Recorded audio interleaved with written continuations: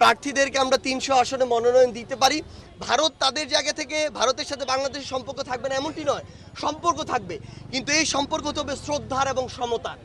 এই সম্পর্কে যদি কেউ কারো জায়গা থেকে ডমিনেট করার চেষ্টা করে, আমরা সেই চোখ রাঙানি আর দেখব না। পারস্পরিক যে রাষ্ট্রগুলো তাদের মধ্যে এই শ্রদ্ধার সম্পর্ক থাকতে হবে। এটা যদি হয় যে ডমিনেন্সের ভিত্তিতে, যেটা বিগত 1 যুগ ধরে আমরা বাংলাদেশ এই ডমিনেন্সটা ফিল করে এসেছি, ভারত তাদের জায়গা থেকে ভারতের সাথে বাংলাদেশের সম্পর্ক থাকবে না এমনটি নয়, সম্পর্ক থাকবে, কিন্তু এই সম্পর্ক হবে শ্রদ্ধার এবং সমতার। এই সম্পর্কে যদি কেউ কারো জায়গা থেকে ডমিনেট করার চেষ্টা করে, আমরা সেই চোখ রাঙানি আর দেখব না। আমরা মনে করি বাংলাদেশের সাথে ভারত বলি, চায়না বলি, আমেরিকা বলি, রাশিয়া বলি, যে কোনো দেশই বলি, আমাদের এই দেশগুলোর সাথে এই সমতার সম্পর্ক থাকবে এবং আমরা বিশ্বাস করি এই পারস্পরিক শ্রদ্ধাবোধের সম্পর্কের ভিত্তিতেই আমরা সামনের দিকে এগিয়ে যাব। এভাবে বাংলাদেশ এগিয়ে যাবে, পৃথিবী এগিয়ে যাবে। আবার জনগণের রায়ে নতুন করে আমরা বাংলাদেশের নির্বাচনের আশা করছি, তখন আমাদের জায়গা থেকে আমরা মনে করি আমাদের জনগণের কাছে যেতে হবে, কারণ জনগণ তার ভোটাধিকার ফিরে পাবে।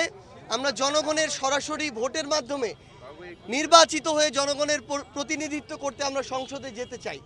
সেই জায়গায় আমরা প্রত্যেকটি জায়গায়, মাঠে ঘাটে, অলিতে গলিতে, বাড়িতে আমরা যাব জনগণের কাছে।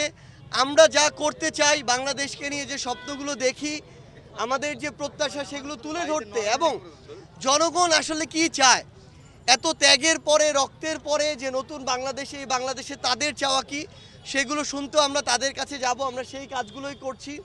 তারই ধারাবাহিকতায় আমাদের রংপুর বিভাগের যারা জাতীয় নাগরিক পার্টির কেন্দ্রীয় কমিটিতে রয়েছে, আমরা তারা আজকে আমাদের জায়গা থেকে একসাথে বসবো।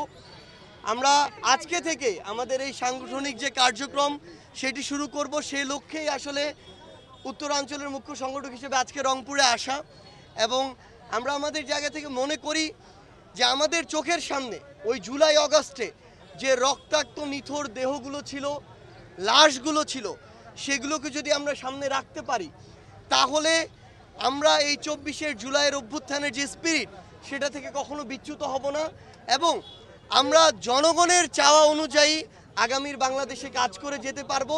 এবং আমরা যদি জনগণের জন্য কাজ করতে পারি, তাহলে জনগণই আমাদেরকে তাদের রায় দিয়ে সংসদে নিয়ে যাবে। যে যার মতো করে ক্ষমতার অপব্যবহার করে, লবিং করে বাজেটগুলো, বরাদ্দগুলো নিজের জায়গায় নিয়ে চলে গিয়েছে। আমরা মনে করি এই অন্তর্বর্তীকালীন সরকার এখন পর্যন্ত তাদের যে দক্ষতা দেখাচ্ছে রাষ্ট্র পরিচালনায়, তারা একই দক্ষতা তাদের জাতীয় বাজেটে দেখাবে। উত্তরবঙ্গের মানুষ শুধু এতদিন দিয়েই এসেছে। এই উত্তরবঙ্গ ছিল একটা উৎপাদন ক্ষেত্র। আমরা ফসল থেকে শুরু করে নিত্য প্রয়োজনীয় দ্রব্য, শস্য, রবি যে শস্যগুলো, সবগুলোই উত্তরবঙ্গে উৎপাদন হয়, কিন্তু পাওয়ার সময় আমরা আর আমাদের যতটুকু প্রাপ্য ততটুকু পাইনি। আমরা মনে করি এই অন্তর্বর্তীকালীন সরকার জনগণের যতটুকু প্রাপ্য, এই রংপুর বিভাগের মানুষের ততটুকু প্রাপ্য তাদের জন্য অবশ্যই বরাদ্দ রাখবে।